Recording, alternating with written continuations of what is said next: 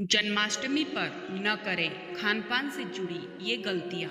जानिए व्रत में क्या खाएं क्या न खाएं। जन्माष्टमी व्रत 16 अगस्त को रखा जाएगा। भाद्रपद मास के कृष्ण पक्ष की अष्टमी तिथि को मनाए जाने वाले जन्माष्टमी के त्योहार में भगवान कृष्ण का जन्मोत्सव मनाया जाता है। इस दिन भगवान कृष्ण की विधि विधान से पूजा की जाती है और श्रद्धालु व्रत भी रखते हैं। ऐसे में आइए जानते हैं कि व्रत में खान पान के नियम क्या हैं और जो लोग व्रत नहीं रखते हैं उन्हें भी क्या खाना चाहिए और क्या खाने से बचना चाहिए। जन्माष्टमी का त्यौहार भाद्रपद मास के कृष्ण पक्ष की अष्टमी तिथि को धूमधाम से मनाया जाता है। भगवान कृष्ण की इस दिन पूजा अर्चना की जाती है और भक्त इस दिन विधि विधान से व्रत रखते हैं। इसके बाद रात को व्रत को खोलते हैं।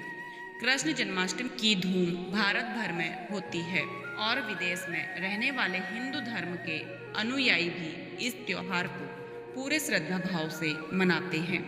इस दिन भक्तों के लिए खान पान से जुड़े कुछ नियम भी बताए गए हैं। जन्माष्टमी पर भक्तों को क्या खाना चाहिए और क्या नहीं, आइए विस्तार से जानते हैं। 15 या 16 अगस्त जन्माष्टमी कब है? भाद्रपद कृष्ण अष्टमी 15 अगस्त को आधी रात के बाद लग रही है और 16 अगस्त को रात 10:29 बजे तक रहेगी। इस दिन मध्य रात्रि में चंद्रमा वृषभ राशि में जाएंगे।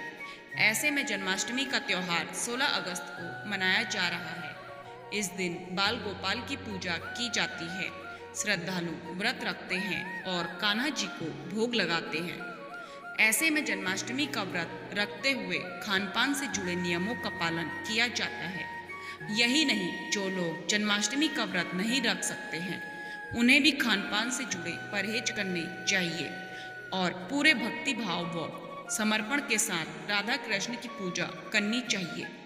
जन्माष्टमी पर खान पान के नियम। जन्माष्टमी एक महत्वपूर्ण हिंदू त्योहार है जो भगवान कृष्ण के जन्म का जश्न मनाने के लिए मनाया जाता है। इस दिन खान पान के कुछ नियमों का पालन करना आवश्यक है जिससे भगवान कृष्ण की कृपा प्राप्त होती है और घर में सुख समृद्धि आती है। नंबर 1, शुद्ध और सात्विक भोजन। जन्माष्टमी पर शुद्ध और सात्विक भोजन करना आवश्यक है। इसमें फल, सब्जियां, दूध और दही जैसे पदार्थ शामिल है। नंबर 2, मांसाहार से परहेज। जन्माष्टमी पर मांसाहार से परहेज करना आवश्यक है। भगवान कृष्ण की पूजा और आराधना करने के लिए शुद्ध और सात्विक भोजन करना आवश्यक है। नंबर 3, उपवास। जन्माष्टमी पर उपवास करना एक महत्वपूर्ण परंपरा है। उपवास करने से भगवान कृष्ण की कृपा प्राप्त होती है और घर में सुख समृद्धि आती है। नंबर 4, माखन और मिश्री। जन्माष्टमी पर माखन और मिश्री का सेवन करना एक महत्वपूर्ण परंपरा है। माखन और मिश्री भगवान कृष्ण का पसंदीदा भोजन है, इसलिए इसका सेवन करने से भगवान कृष्ण की कृपा प्राप्त होती है। नंबर 5, जन्माष्टमी का व्रत रख रहे भक्त फलाहार कर रहे हैं तो वे फल, दूध, दही, साबूदाना, कट्टू के आटे से बनी चीज़ों का सेवन कर सकते हैं। नंबर 6, जन्माष्टमी के व्रत में नमक का सेवन करने से बचना चाहिए।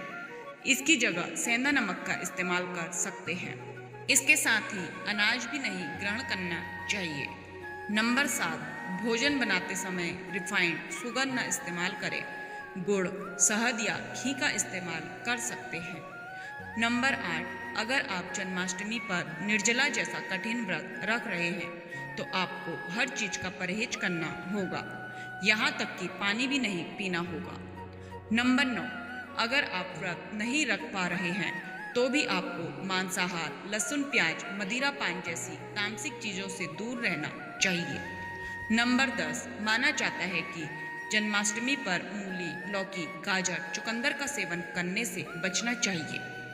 जन्माष्टमी पर खान पान के लाभ। जन्माष्टमी पर खान पान के नियमों का पालन करने से कई लाभ हो सकते हैं, जिनमें से कुछ प्रमुख लाभ हैं। नंबर 1, भगवान कृष्ण की कृपा।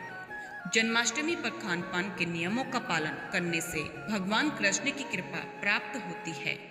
नंबर 2, सुख समृद्धि।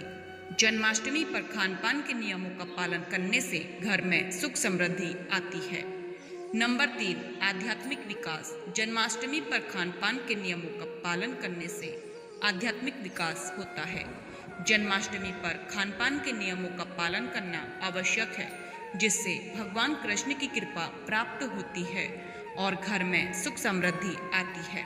शुद्ध और सात्विक भोजन करना, मांसाहार से परहेज करना, उपवास करना और माखन और मिश्री का सेवन करना। जन्माष्टमी पर मिश्री का सेवन करना जन्माष्टमी पर खान पान के महत्वपूर्ण नियम है। तो दोस्तों, आपको यह वीडियो कैसे लगी कमेंट करके ज़रूर बताएं। अगर आपको यह वीडियो पसंद आई हो तो कमेंट बॉक्स में जय श्री कृष्ण लिखना न भूलें। ऐसे ही व्रत त्योहार व अन्य धार्मिक जानकारी के लिए जुड़े रहिए डिवाइन लव से। डिवाइन लव चैनल को लाइक शेयर सब्सक्राइब करना न भूलें। धन्यवाद।